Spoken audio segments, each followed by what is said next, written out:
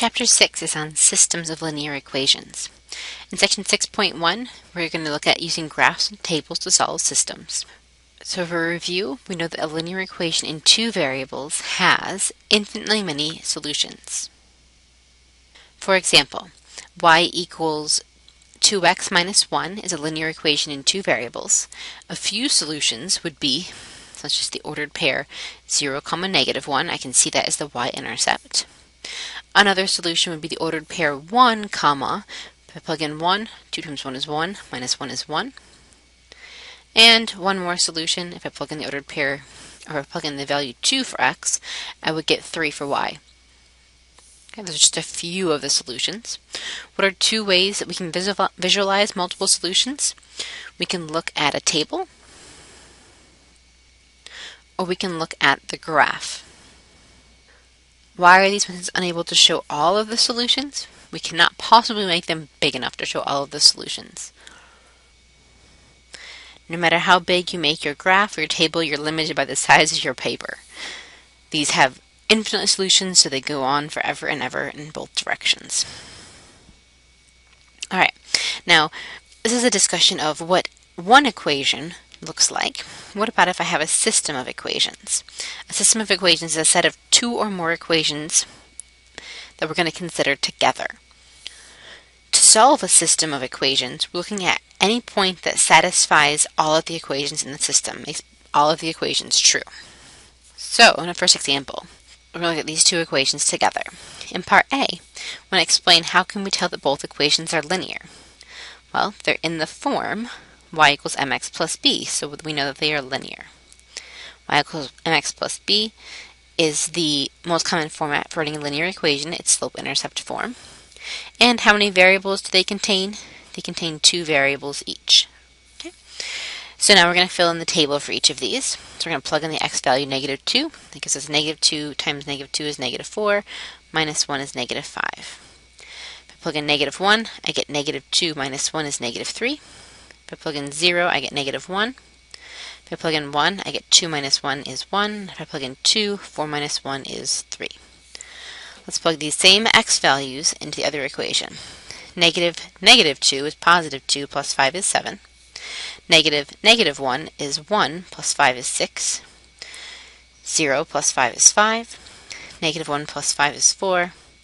And negative 2 plus 5 is 3. Okay. Which point do the linear equations have in common? They have the ordered pair 2, 3 in common. When I plug in 2 for x, I get 3 for y in both equations. So they have the ordered pair 2, 3 in common. This point is called an intersection or a solution. Now we're going to graph these two equations. So to graph the first equation, I would start with the y-intercept, which is negative 1. And I might use the slope to count up 2 over 1 and draw a bunch of points, up 2 over 1 and so on, and then connect them. I'm going to do the same thing for the second line. So I would start with the y-intercept, which is 0, 5. And then the slope is negative 1, so I would go down 1 over 1. Down 1 over 1. Oops, down 1 over 1, put me here. Down 1 over 1, down 1 over 1, and so on. And then we'll connect these. As you can see, when you draw both lines, they cross one time, and they cross at the ordered pair 2 to 3. So does the system have any other solutions? The answer to that is no. There's only one intersection. Let's look at the next page.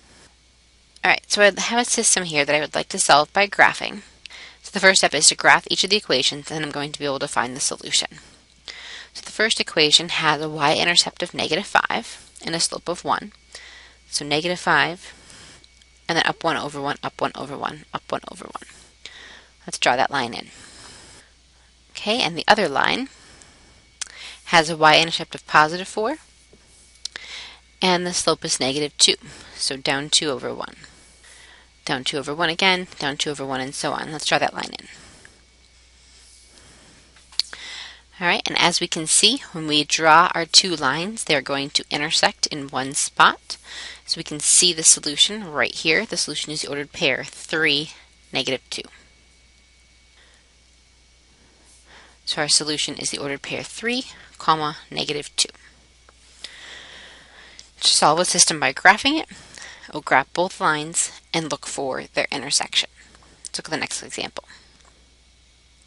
All right, in the next example, I'm going to have to rearrange the first line before I can graph it. I don't know the slope or the intercept, so I need to find those.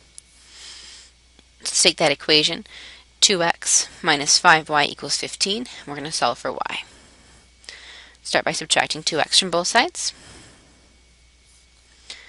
Negative 5y equals negative 2x plus 15. And then make sure that you divide everything by -5. Every single piece. So we're distributing that division on the right-hand side.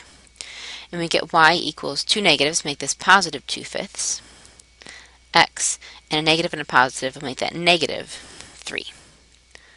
Right, so this line, if I graph it, has a y-intercept of -3 and a slope of 2/5. So up 2 over 5, up 2 over 5. Let's connect that. So that's the graph of our first line. Let's go back and look at the second line. The second line was already in the right format. It was already in the form y equals mx plus b. So we can see that the intercept is 2 and the slope is -3/5. So we'll start with an intercept of 2 and we will go down 3 over 5 and again down 3 over 5. Let's draw this line. The two lines intersect right here at the ordered pair 5, -1. So the solution is that ordered pair, 5, -1. Look at the next example. We've got another system to solve here. Okay, let's graph the first line. The first line has a y-intercept of 2 and a slope of 1/4. Y-intercept of 2, slope of 1/4, up 1 over 4. Let's graph our line. And the second line has a y-intercept of 3 and a slope of 1/4. So up 1 over 4, up 1 over 4, and let's graph this line. When we graph both lines, we do not see an intersection. Now, we might have expected that I wouldn't see an intersection because you can see that the slopes of the two lines are the same. These two lines are parallel, and parallel lines will not cross. If you have two parallel lines, the answer to where is their intersection will be no solution. They don't cross, so the answer is no solution, and this type of system is called inconsistent. The answer being no solution. Let's look at the next page. All right, we've got two lines to graph. The first one is already in slope-intercept form, so we'll graph that one first. The intercept is at -5, the slope is 2. So starting at -5, up 2 over 1, up 2 over 1. Let's connect our line right here. Okay, and the other line is not yet solved for, so we need to solve for y before I know what I'm graphing. So the equation is 4x minus 2y equals 10. Let's subtract 4x from both sides.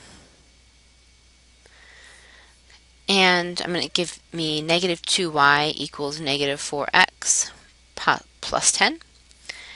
Divide both sides by -2. Make sure you divide everything by that -2. This is going to give you y equals two negatives. We're going to divide to a +2.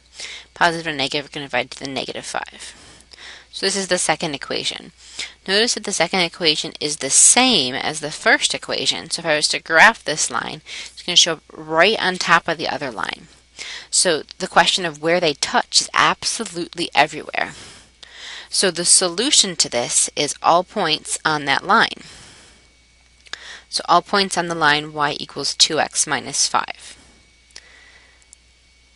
Where does the first line touch the other line? On all points that are on the line. This type of system is called an identity. The two equations are identical. Let's look at the next page. So these are our three cases. Case 1, you have intersecting lines. If you have intersecting lines, they're going to cross at some point and you're going to have one solution. Case 2, you have parallel lines.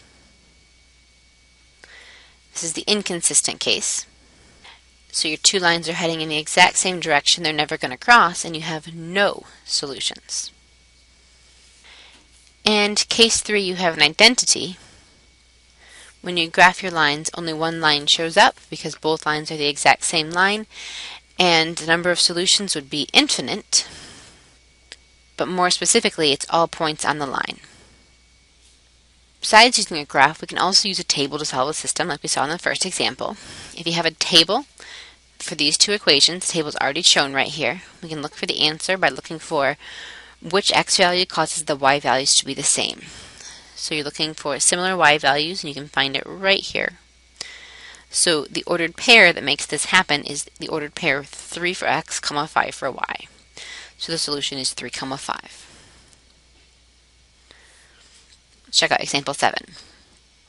This table shows the number of births in millions for the U.S. for both Hispanic and non-Hispanic white babies according to the U.S. Census Bureau. What we want to do with this table is find two regression equations, a regression equation for Hispanic and a regression equation for non-Hispanic.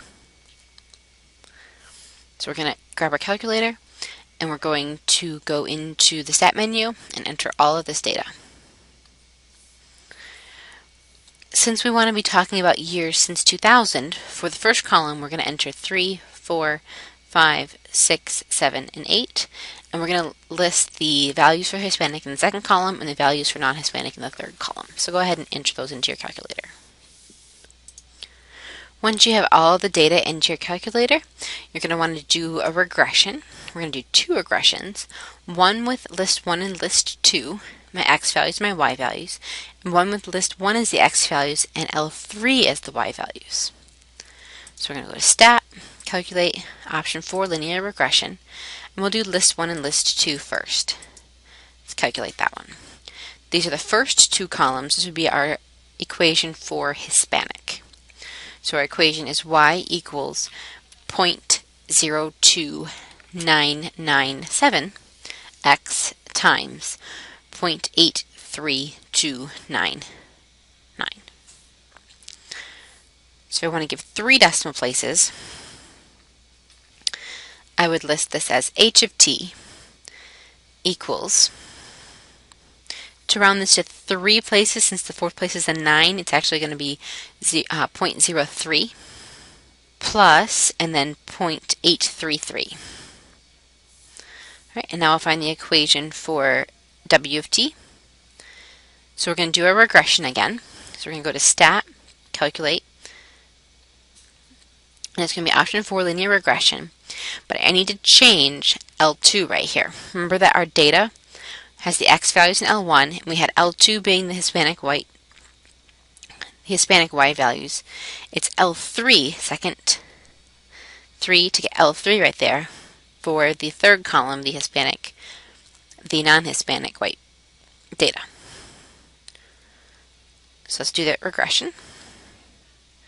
And round to 3 places again. So this will be negative 0.006 plus 2.329. So we have our two equations. Okay. Let's compare the b-intercepts of the two models. What does this tell you about the situation? The b-intercept for the Hispanic model is 0.8. The b-intercept for the non-Hispanic model is 2.3. So it tells us that in our starting year, 2000, there are more babies born that are non-Hispanic than babies that are Hispanic. Alright, part D. Compare the slopes of the two models. What does this tell you? So the Hispanic model has an increasing slope, and the non-Hispanic model has a decreasing slope. So the number of Hispanic babies born each year is increasing, and the non-Hispanic rate is decreasing. So what that tells us is that we know that the number of non-Hispanic babies started out higher than the number of Hispanic babies, and it's decreasing. The number of Hispanic babies started out lower and is increasing. So it tells us that we're going to have an intersection happening somewhere in the future, somewhere past our starting year. We're going to use our graphing calculator to find that intersection. So let's get our two equations back up here, and we're going to plug those two equations into the y equals menu. Let's clear out our previous stuff. So 0.03 times the variable plus 0.833 for the first equation, and negative 0.006 times the variable plus 2.329 for the second equation. Let's go ahead and graph both of these equations. Alright, so far my picture does not look like the one I drew because of the scaling right here.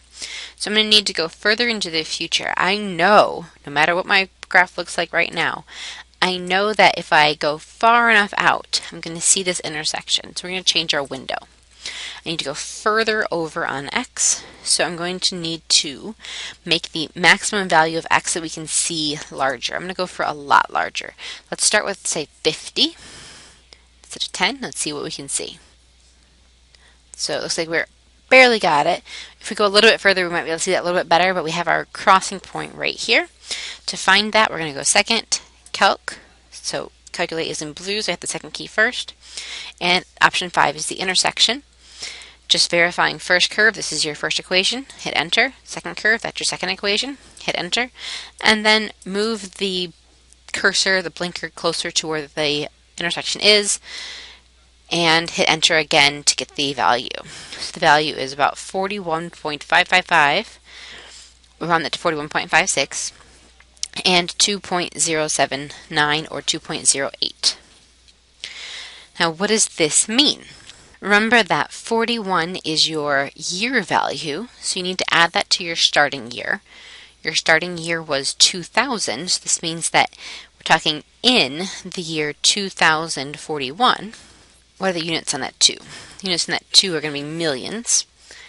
So both Hispanic and non-Hispanic babies were born at a rate of 2.08 million babies per year. All right, and that's the end of our section.